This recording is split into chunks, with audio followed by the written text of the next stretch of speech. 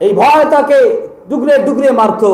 তখন তিনি রাত্রেবেলায় যখন গহীন হয়ে যাইত, ওই বুড়িমার ঘরের ভিতরে চলে যাইত, যে তার ময়লা কাপড় চোপড় গুলা সুন্দর করে ধুয়ে সুন্দর করে রান্না বান্না করে তাকে খাওয়িয়ে বাড়ি চলে আসতেন ফজরের আগে।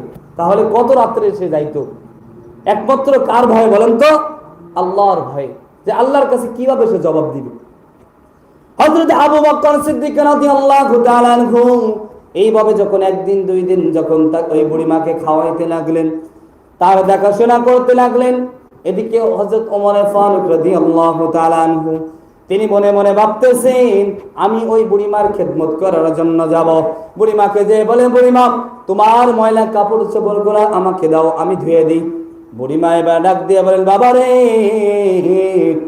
জানি না কোন আল্লাহর বান্দা রাত্রে যখন তাহাজ্জুদের সময় হয়ে যায়, ওই তাহাজ্জুদের সময় চুপি চুপি এসে আমার কাপড়গুলা সুন্দর করে ধুয়ে দেয়, আমার ঘরের ভিতরে সে পাক করে রান্না করে আমাকে গালে তুলে খাওয়ে আবার জামাতে নামাজ পড়ি